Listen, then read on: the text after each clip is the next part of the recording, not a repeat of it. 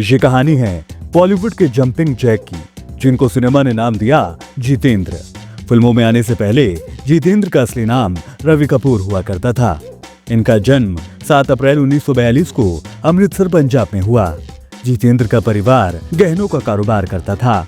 बचपन से ही जितेंद्र की दिलचस्पी एक्टिंग और डांसिंग में थी, मगर उन्होंने कभी ये सोचा नहीं था कि वो कभी इंडियन सिनेमा में इतना नाम कमाएंगे। विजय कुमार का बदन जिंदा है, आत्मा मर चुकी है।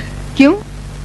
अपने समाज की गंदगी को देखकर। ये कैसी गंदगी है जो आपके सिवा किसी और को नहीं दिखती? जितेंद्र की शुरुआती पढ़ाई मुंबई के सेंट सेबेस्टियन स्कूल और बाद में सिद्धार्थ कॉलेज से हुई। स्कूल के दिनों में उनकी दोस्ती बॉलीवुड के सुपरस्टार राजेश खन्ना से हुई, जो बाद में उनके साथ बॉलीवुड में कामयाबी की कहानी लिखने वाले अभिनेता बने। अच्छा हुआ इंस्पेक्टर साहब आप आ गए। मेरे 40,000 रुपए और कुछ गहने चोरी हो गए। मुझे सब मालूम हो चुका है। तुम शंकर के घर की तलाशी लो। जी सर। तुम शंकर के ट्रक की तलाशी लो। सर। और तुम लोग इस घर की तलाशी लो। Okay sir. हाँ हाँ तलाशी लो, बड़े शौक से तलाशी लो। यहाँ कौन डरता है? आपको इतना रुपया यहाँ नहीं रखना चाहिए था। क्योंकि जितेंद्र के पिता गहनों का कारोबार किया करते थे, इसीलिए वो मशहूर फिल्म निर्माता वी शांताराम को आभूषणों की सप्लाई किया करते थे। एक बार जब जितेंद्र अपने पिता के साथ वी शांताराम के स्टूडियो पहुंचे, तो उनके स्मार्ट पर्सनैलिटी और लुक्स ने वी शांताराम का ध्यान खींचा। शांताराम ने उन्हें पहले छोटी मोटी भूमिकाओं में काम करने का मौका दिया और साल 1959 में जितेंद्र ने वी शांताराम की फिल्म नवरंग में एक साइड एक्टर के रूप में काम किया।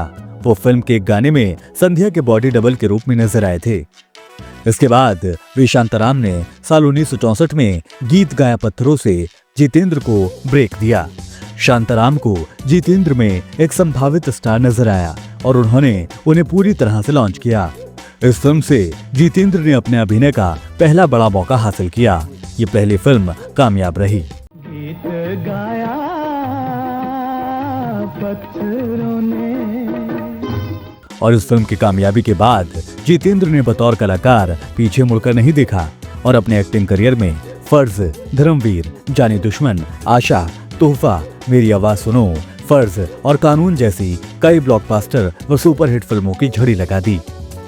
कहा जाता है कि फिल्म फर्ज का मशहूर गाना मस्त बहारों को मैं आशिक जितेंद्र के करियर का टर्निंग पॉइंट था। इस गाने में उनके एनर्जी से भरे डांस मूव्स ने उन्हें बॉलीवुड का जंपिंग जैक बना दिया।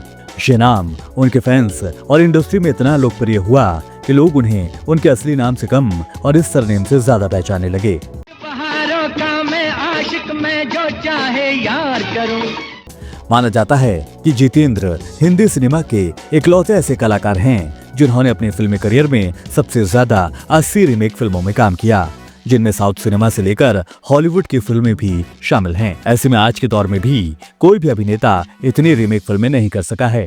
ये बात भी बड़ी दिलचस्प है कि जितेंद्र अपने सफेद जूतों और सफेद कपड़ों के लिए पहचाने जाते हैं। 1980 के दशक में उनकी कई हिट फिल्मों में वो सफेद कपड़ों में नजर आए।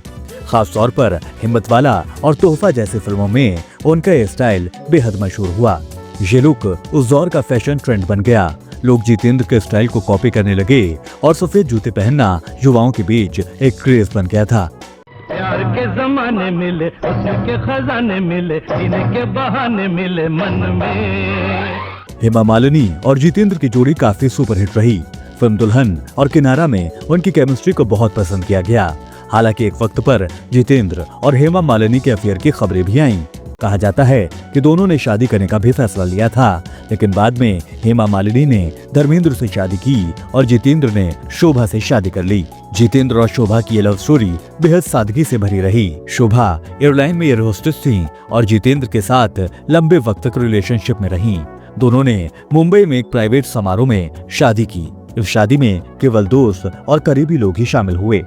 शोभा और जितेंद्र के 2 बच्चे हैं, बेटी एकता कपूर और बेटे तुषार कपूर। दोनों ही बच्चे फिल्म इंडस्ट्री में अपनी पहचान रखते हैं। कहा जाता है कि जितेंद्र ने अपने करियर की ऊंचाई पर रहते हुए भी अपने परिवार को प्राथमिकता दी। Manu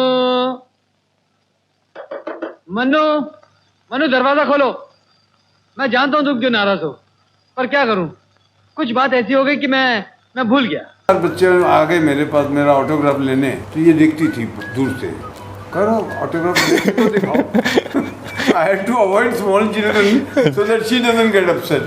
She was so possessive about me. उन्होंने कई बार कहा है कि वो अपनी बेटी और बेटे के लिए फिल्मों से धीरे धीरे दूर होते चले गए ताकि उन्हें ज्यादा वक्त दिया जा सके।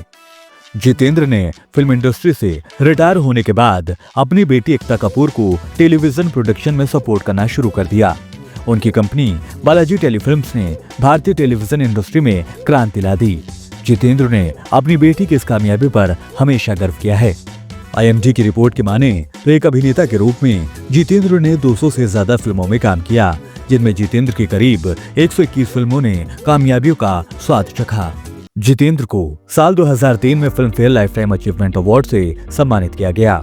साल 2005 में जितेंद्र को स्क्रीन अवार्ड्स में भी लाइफ टाइम अचीवमेंट अवार्ड से नवाजा गया और साल 2006 में उनके बेहतरीन योगदान के लिए जी सिने अवार्ड से भी लाइफ टाइम अचीवमेंट अवार्ड से उन्हें नवाजा गया।